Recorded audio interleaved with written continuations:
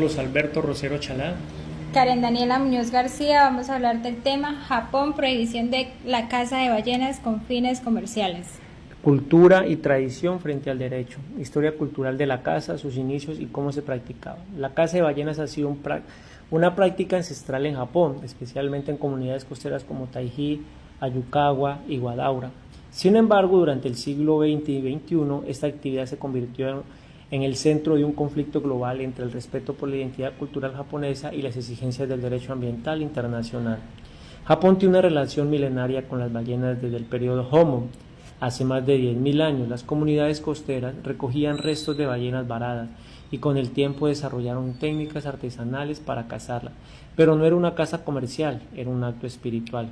Sí, y eso es clave. Las ballenas eran consideradas kami, espíritus sagrados. En aldeas como Taiji se hacían rituales sintoístas antes y después de cada cacería. Todo el cuerpo del animal era aprovechado y si una caza salía mal, la comunidad realizaba rituales de expiación. ¿Cómo era la práctica antes de la intervención del derecho? Era una práctica de tradición centenaria transmitida entre generaciones, de actividades comunal, religiosa y simbólica, donde la ballena era aprovechada integralmente. Basada en el derecho consuetudinario local sin regulación externa, usaban técnicas artesanales, arpones manuales, botes de remo y rituales de agradecimiento. No existía un conflicto jurídico, la legitimidad venía de la costumbre, no del derecho estatal o internacional.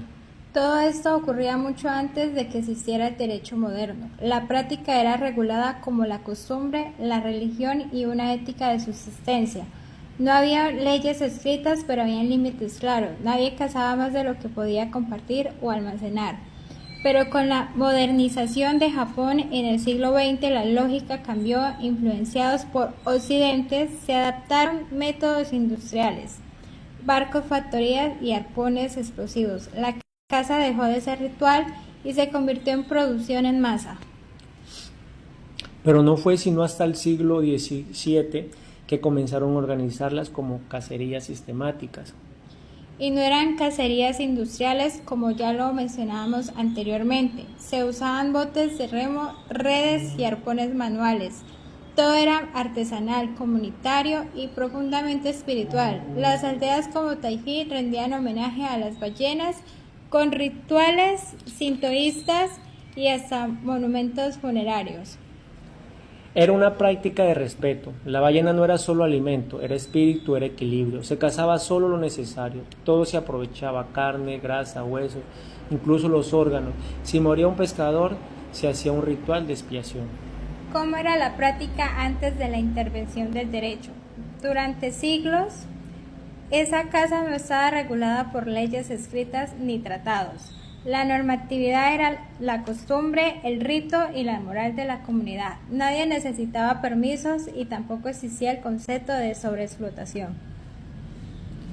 Todo cambió con la modernización. A finales del siglo XIX y durante el siglo XX, Japón adoptó tecnología occidental. Aparecieron los barcos factoría y los arpones explosivos. Ya no se cazaba por subsistencia, se cazaba para abastecer al mercado nacional. Y entonces, cuando las ballenas empezaron a escasear, apareció el derecho internacional. Normas, leyes y sentencias que han regulado o modificado la práctica. En 1946 se firma la Convención Internacional para la Regulación de la Caza de Ballenas. Japón se une en 1951 y en 1982 la Comisión Ballenera Internacional impone una moratoria a la caza comercial. Japón la objetó, pero luego retiró su objeción.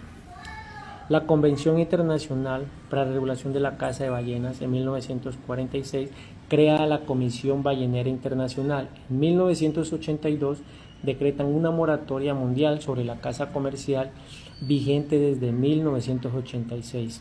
Japón siguió cazando bajo la excepción científica del artículo 8, lo cual fue criticado como un disfraz para continuar con la caza comercial.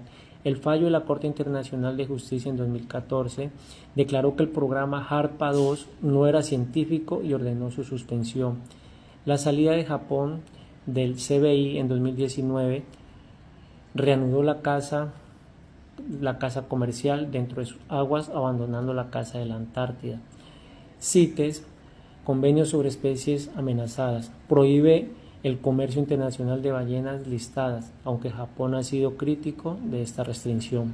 Aún así, continúa cazando con fines científicos, amparándose de un artículo del tratado, pero en el 2014 la Corte Internacional de Justicia falló en su contra. Su programa no era científico, sino comercial disfrazado. Y no fue la única condena. En 2018, CITES sancionó a Japón por comercializar productos de ballena 6, una especie en peligro. Finalmente, en 2019 Japón se retiró de la comisión y retomó la caza comercial, pero solo en sus aguas. Hoy el panorama es muy distinto. El consumo de carne de ballena ha caído un 99% desde 1962. Las nuevas generaciones japonesas ya no la consideran parte de su dieta ni de su identidad. ¿Cuáles fueron sus consecuencias culturales? Pérdida de una práctica identitaria. Desconexión intergeneracional. Los jóvenes ya no heredan ni practican esta tradición. Rituales como el Kujira-Kuyo han sido desplazados. Cambio del discurso del símbolo de subsistencia a controversia ética. Consecuencias sociales y económicas. Las crisis económicas en comunidades balleneras, el desempleo y la migración, la reconversión turística limitada, los intentos de crear museos y actividades culturales alternativas, la vulnerabilidad de los sectores rurales frente a la imposición legal global. Las comunidades balleneras tradicionales como el Tajín han sido marginadas. La espiritualidad que rodeaba la práctica ha desaparecido, lo que fue un rito sagrado se transformó en un conflicto político y diplomático. Y el debate sigue abierto. ¿Puede una práctica considerarse cultural si ya no vive en la cultura, vive del pueblo? Esa es una gran pregunta. La tradición no puede sostenerse sola cuando la comunidad que le daba sentido ya no la reconoce. Hoy más que nunca honra esa tradición, no sea seguir cazando, sino aprender a dejar nadar las ballenas en paz. La prohibición de la caza de las ballenas con fines comerciales en Japón es más que un debate ecológico, representa un choque de paradigma en tradición y derecho global. Costumbres y normatividad, identidad y sostenibilidad. Es un caso emblemático donde el derecho internacional ha transformado profundamente las dinámicas sociales y culturales de comunidades enteras.